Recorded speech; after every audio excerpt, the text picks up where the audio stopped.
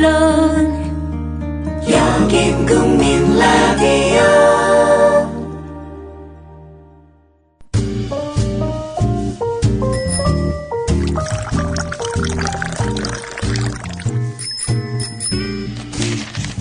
아침 신문 귀로 읽기 김용민 PD의 조간 브리핑. 더위와 밤샘 공부에 우리 아이가 하루 종일 피곤한가 봐요.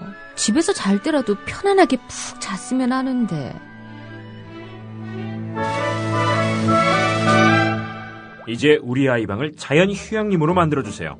피톤치드 캡슐 톡톡. 강력한 천연 항균은 기본. 피톤치드의 향기로움을 더해 기억력과 집중력을 향상시킵니다. 베개에 톡톡, 이불에 톡톡. 피톤치드와 함께 편안한 잠자리 톡톡. 검색창에 네이처 아이를 검색해보세요. 전국 약국에서도 판매 중입니다. 아참, 수익금의 일부는 국민TV에 후원됩니다. 참고하세요. 네, 8월 14일자 조간신문이 전하는 주요 기사 살펴보겠습니다. 김용민 PD의 조간 브리핑입니다. 안녕하십니까? 네, 안녕하십니까? 네, 아무래도 프란치스코 교황이 잠시 뒤 우리나라에 내리게 되는데. 예, 그렇습니다. 신문들도 그 소식에 집중했습니다. 그렇습니다. 이런 가운데 몇 가지 눈길을 끄는 기사들 모아봤습니다. 동아일보 오늘자 3면을 보면요. 요한 바오로 2세의 방한 이후 25년 만에 성사된 프란치스코 교황의 방한을 두고 누리꾼들은 기대감 속에 다양한 의견을 쏟아내고 있는데, 누리꾼의 가장 큰 관심을 모으고 있는 사안은 무엇이냐? 소셜미디어 여론진단 사이트인 소셜 매트릭스를 이용해서 최근 한 달 동안 트위터상에서 트윗 또는 리트윗된 메시지를 교황이라는 키워드로 검색해 보았더니 누리꾼들의 최대 관심사는 프란치스코 교황과 세월호 유족들의 만남인 것으로 드러났습니다. 예. 지난달 13일부터 8월 2일까지 교황과 관련된 메시지 건수는 평균 1135건에 불과했는데 8월 3일 9320건으로 8배 이상 늘었고요. 8월 5일에는 14,592건으로 최다 건수를 기록했습니다. 메시지 수가 급증한 시기는 서울 광화문 광장에서 세월호 특별법 제정을 촉구하면서 천막 농성 중인 세월호 유족들이 교황의 시복미사 당일, 그러니까 8월 16일까지 천막을 유지할 것인지를 언론에서 집중적으로 보도했을 때입니다. 실제 이 시기에 리트윗된 메시지는 교황 세월호 생존자 유족 만날까, 교황 방한 때 유족 농성장 철거 우려 같은 천막 철거 없이 교황과 유족들의 만남이 성사되기를 바라는 내용이 대부분이었다고 합니다. 예. 이 바람대로 하겠다는 거 아닙니까? 네, 그렇습니다. 예. 오늘 국민일보 5면을 보면요. 철진한 오보를 그대로 인용을 해서 논란이 될 것 같습니다. 프란치스코 교황의 한국 방문이 있기까지 한국 천주교회 못지않게 박근혜 대통령의 역할이 컸다, 이런 얘기입니다. 박근혜 대통령은 취임 이후 프란치스코 교황의 방한을 공식적으로 4차례나 요청했는데 친서는 2차례 전달했고 2차례는 방한한 교황청 고위 인사를 통해서 교황을 초청했다는 겁니다. 그러면서 성심여중 재학 시절에 율리아나라는 세례명을 받은 그 과거도 전하고 있는데, 예. 그런데 이 비슷한 기사가 7월 15일자 동아일보에도 실렸습니다. 박근혜 대통령의 오고 초력 끝에 이루어진 역사적 선물이다, 이런 기사였습니다. 프란치스코 교황의 방한 공, 이것이 바로 박근혜 대통령에게 있다, 이런 이야기인데요. 이와 관련해서 천주교계 내부에서는 동아일보의 허위 보도다, 이런 목소리가 적지 않았습니다. 교황 방안에 대해서 정부가 기사대로 몇 차례 초청 요구를 한 것은 사실이지만 그것은 정부가 옆에서 숟가락 하나 얹은 것에 불과하다는 것이란 이야기입니다. 왜냐하면 교황의 방한 주 목적은 아시아 청년대회 참석이라는 분명한 목적이 있다는 겁니다. 예. 아시아 청년대회를 대전교구로 유치한 대전교구장 유흥식 주교가 오래전부터 방한을 요청했고 그 열매가 방한으로 맺어진 것이다, 이런 이야기입니다. 이건 뭐 천주교계 내부에서는 부정할 수 없는 분명한 사실이란 건데, 동아일보는 그 명백한 사실은 감추고 정부 노력만 과도하게 돋보이게끔 작성돼 있다 이런 이야기입니다. 예.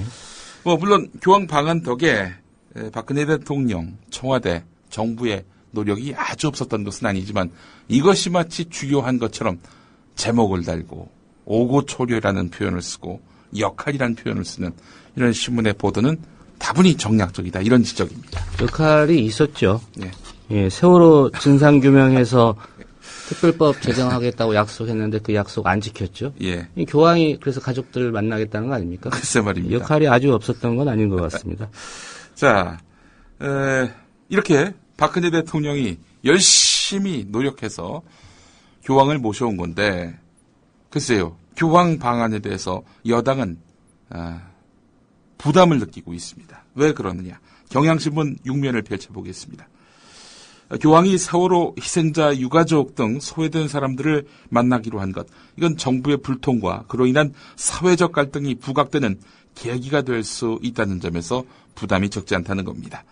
가난한 자의 벗, 거리의 사제로 불리는 프란치스코 교황의 행보가 가져올 파장은 그야말로 부담거리입니다. 규제받지 않은 자본주의는 새로운 형태의 독재다.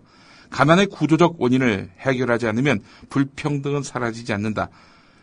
이런 말 한마디 한마디가 바로 박근혜 정권 폐부를 찌르는 그런 멘트 아니겠습니까? 규제 완화와 관련해서 어떤 얘기가 오가지는 않겠죠, 설마. 자, 그리고 교황이 세월호 유가족, 제주 강정마을 주민, 쌍용차 해고 노동자, 밀양 송전탑 반대 주민을 만나서 위로하기로 했는데요. 이것만으로도 이들을 외면한 정부와 여당을 꾸짖는 것으로 받아들여질 수 있다는 겁니다. 게다가 교황이 시복미사를 집전하는 광화문 광장, 여기 그 유족들이 텐트 농성을 벌이고 있지 않습니까? 시복미사는 150개 나라의 방송 영상으로 송출되는 만큼 세월호 유족들 존재가 전 세계에 알려지고 이들을 상처받게 한 정부의 무책임, 무능력도 부각될 수 있다는 겁니다. 진상조사위원회에 수사권과 기소권을 주라는 유족들 요구가 외면되고 있는 상황인데요. 그런 의미에서 보면 새누리당도 여론의 압박을 받을 수도 있다는 점이고요. 대통령의 가장 큰 연례 행사 가운데 하나인 8.15 경축사 메시지도 교황 방안에 묻힐 수 있습니다. 어제 그 조상훈 국장께서 이런 추측을 하셨습니다. 8.15 경축사에 유족들 요구를 다 받아주겠다. 박근혜 대통령이 이렇게 말을 하고 광화문 광장 농성장으로 걸어가서 유족들을 위로하고 이렇게 해서 교황의 세월호 유족 접촉의 의미를 그야말로 축소시키는 그런 선수를 칠 가능성이 있지 않겠는가 이렇게 조심스럽게 추정하셨는데 말이죠. 그럴 수도 있다라는 얘기죠. 뭐 제가 그래서 어떻게 봐야 될지 모르겠습니다. 제가 그래서 그걸 어제 페이스북에 올렸더니 예. 많은 분들이 여기가 곧 성지가 될 것 같다 이런 얘기를 합니다. 성지가 된다 하면 이 예측이 정확하게 적중할 것 같다 이런 이야기인데요. 예, 지켜볼 일입니다. 예.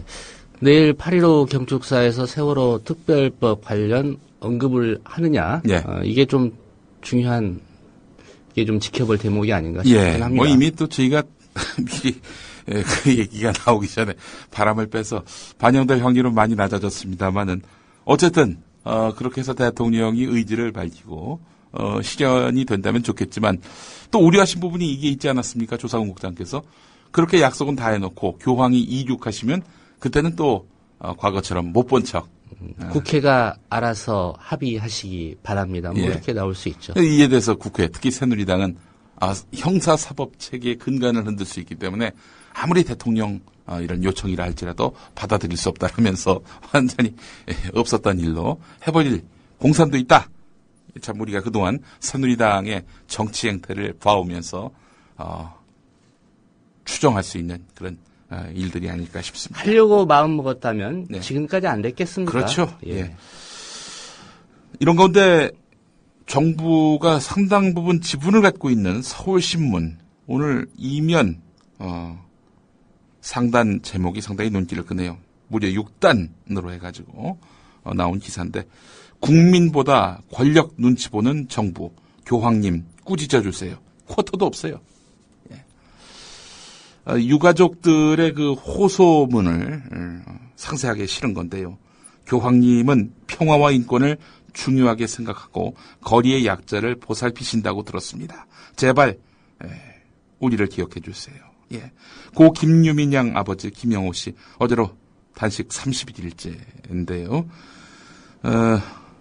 교황님에게 보내는 요청 메시지를 어제 기자회견장에서 이렇게 밝혔습니다.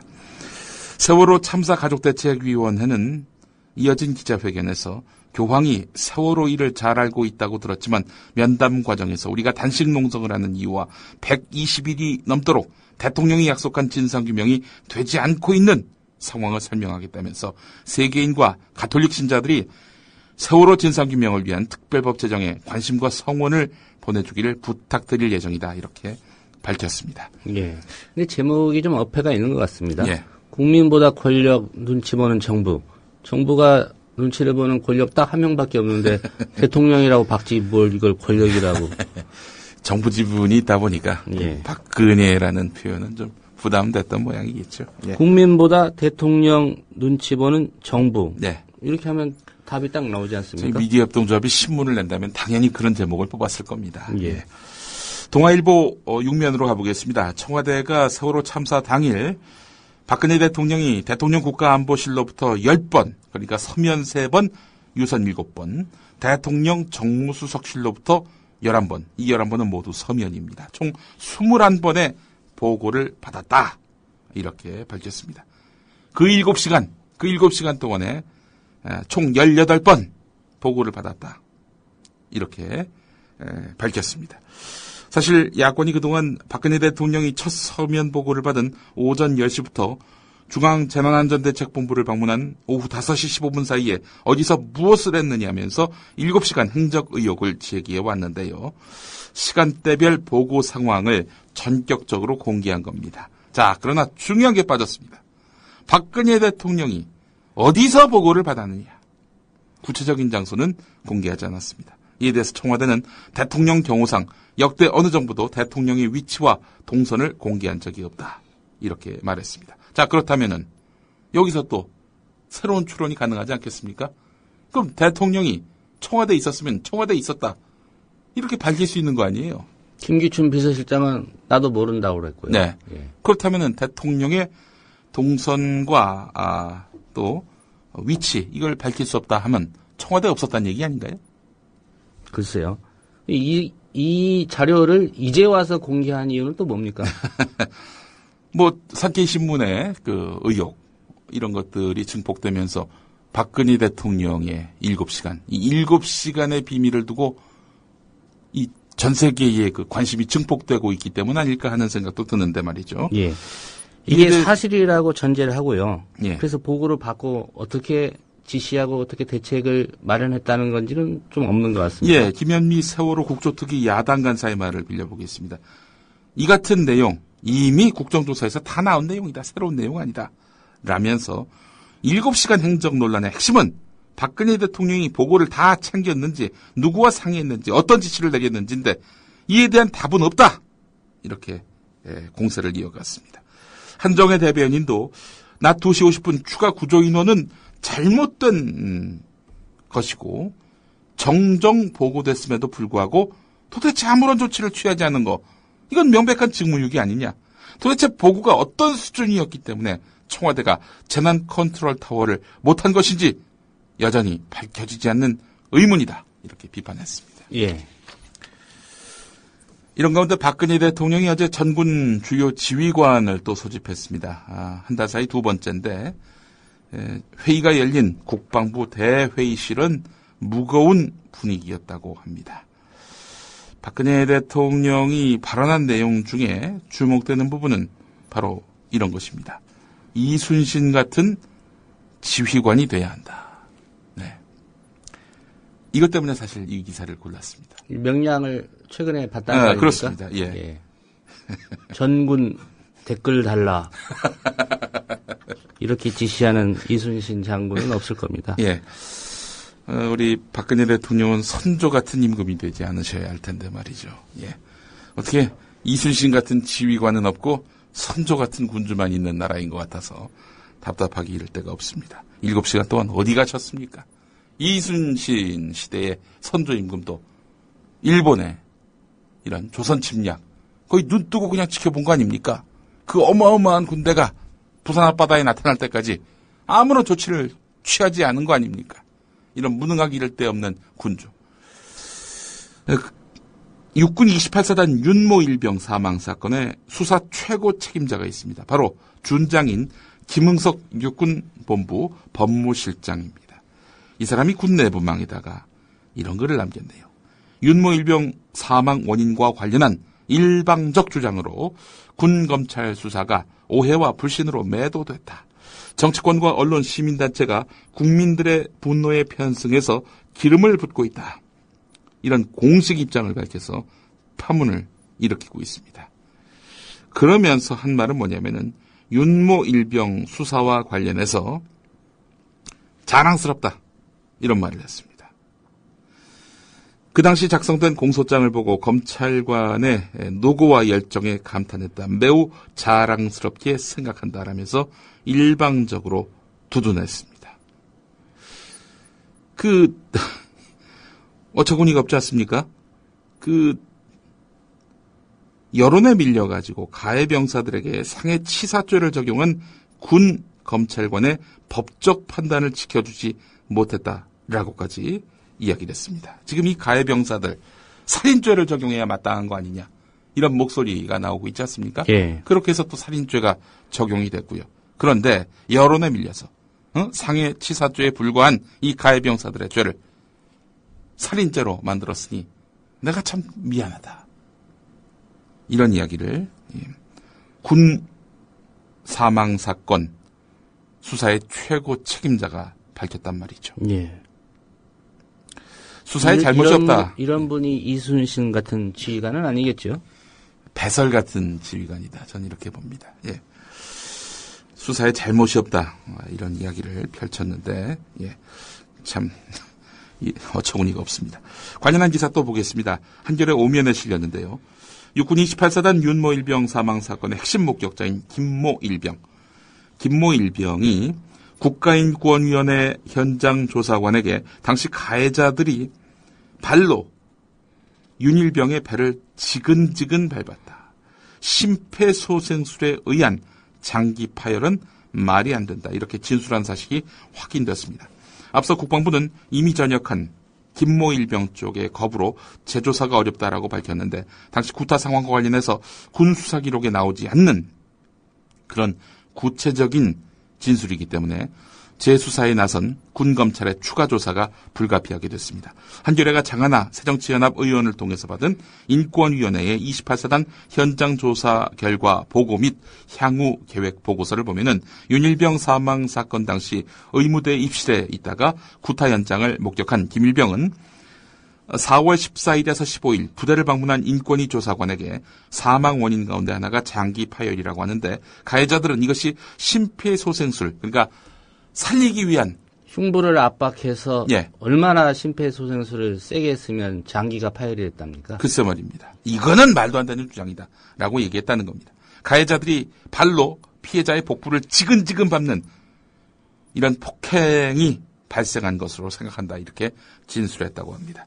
윤일병의 죽음을 기도 폐쇄에 의한 질식사로 규정하고 가해자들에게 살인 대신 상해치사 혐의를 적용한 28사단 헌병대와 군 검찰의 판단과 배치됩니다. 만약에 핵심 목격자인 김일병 말이 맞는다면은 윤모 일병 수사가 자랑스럽다는 육군 법무실장의 이런 주장은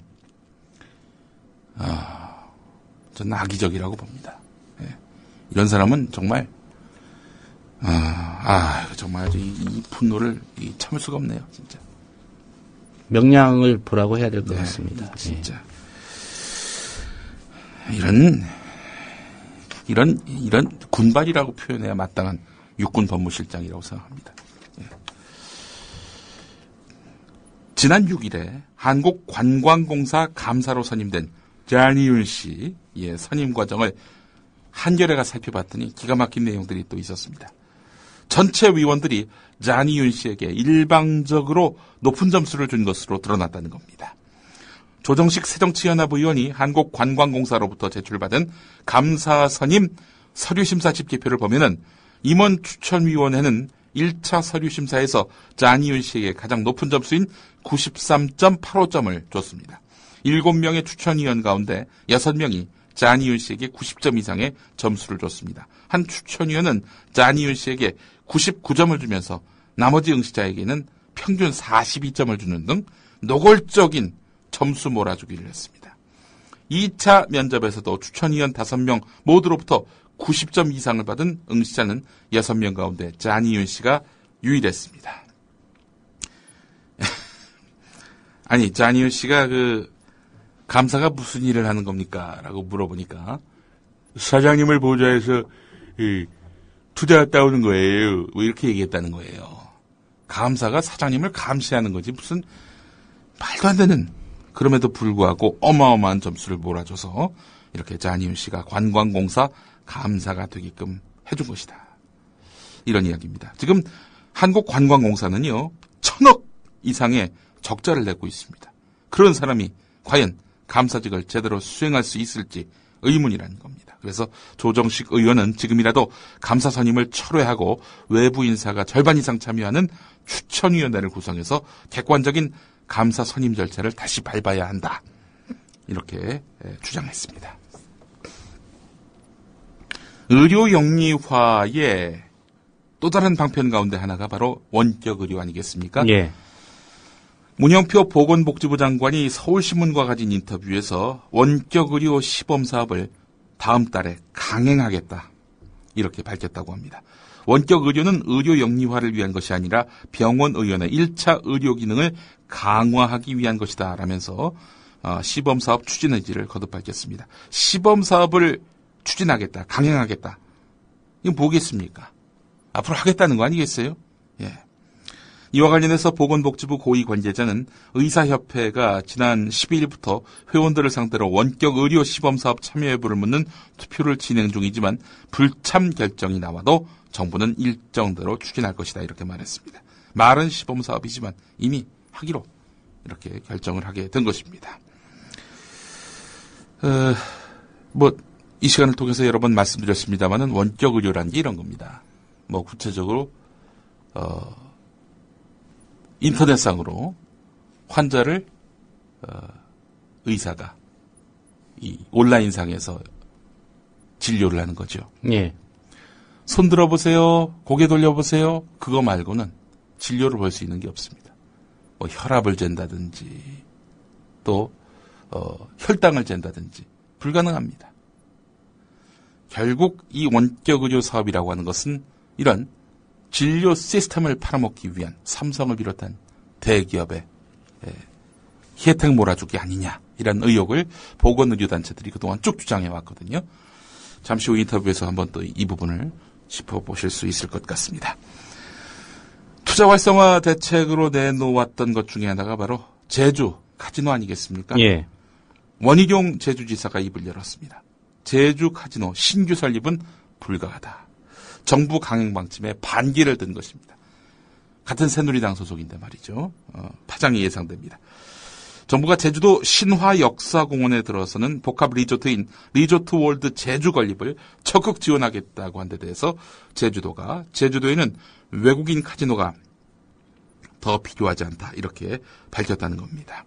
이미 원희룡 지사는 지난달 31일 신규 카지노는 불가하다 이런 입장을 밝힌 바 있었습니다. 이미 8개 카지노가 있다고 하는군요. 예. 또 카지노가 필요하지 않다라는 입장입니다. 상식적이긴 한데 어째 이렇게 또 원희룡 지사가 돋보이는지 모르겠습니다. 한겨레 이면을 보겠습니다. 일본의 올해 2분기 국내 총생산 GDP 성장률이 2011년 동일본 대지진 이후 최악의 성적표를 기록했습니다.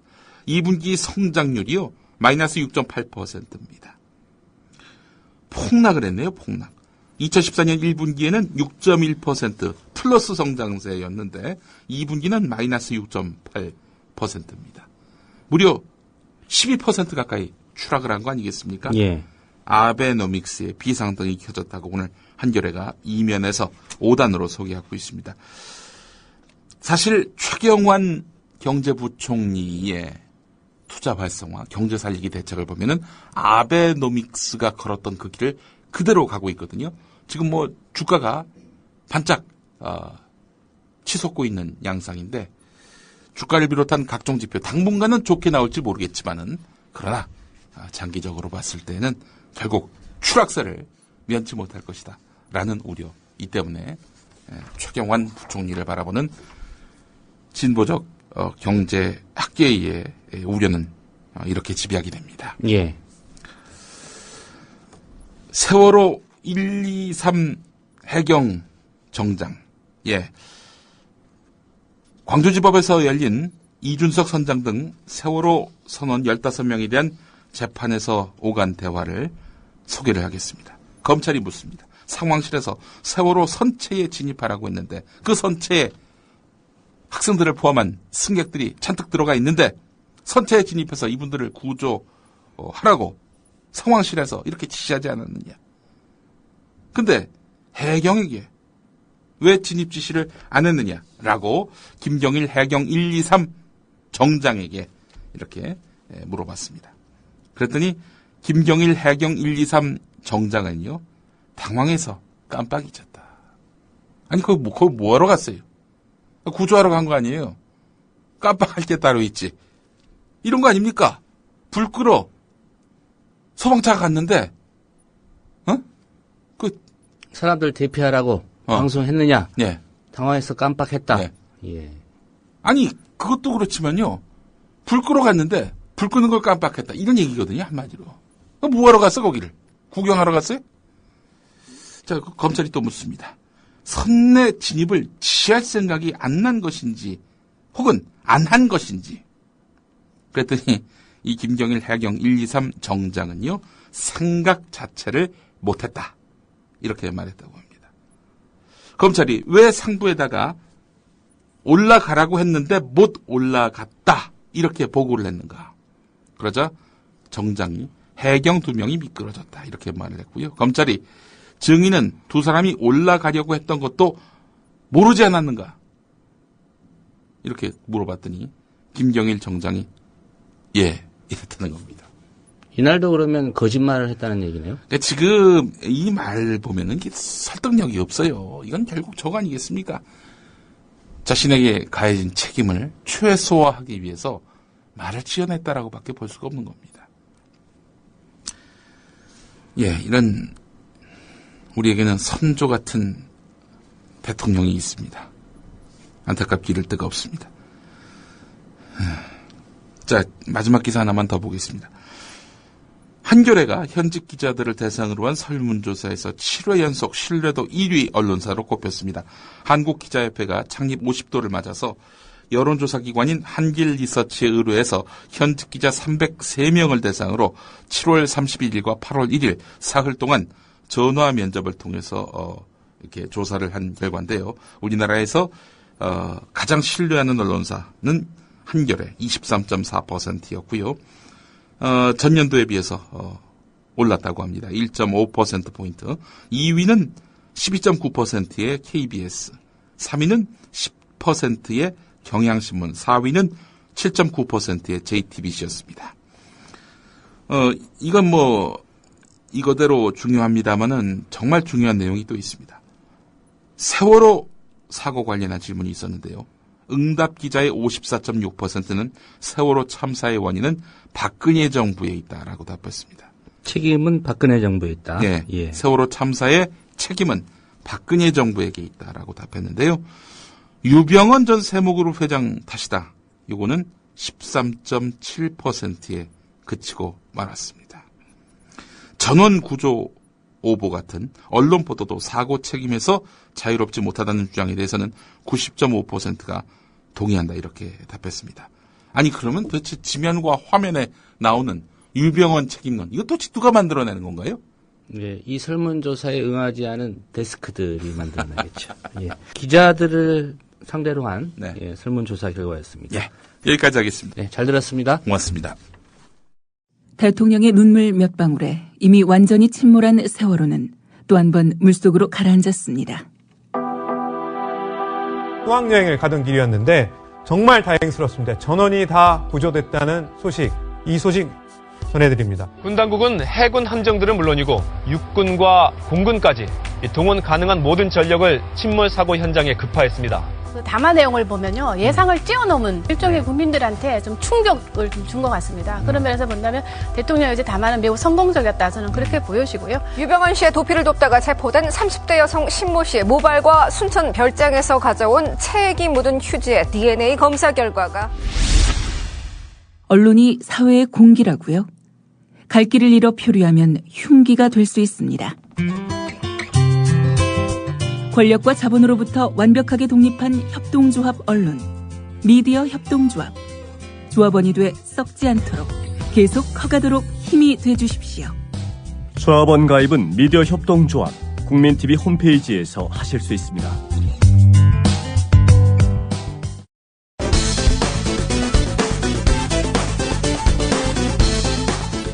지금 박근혜 정권에게 최대 위협이 되는 존재는 누구일까?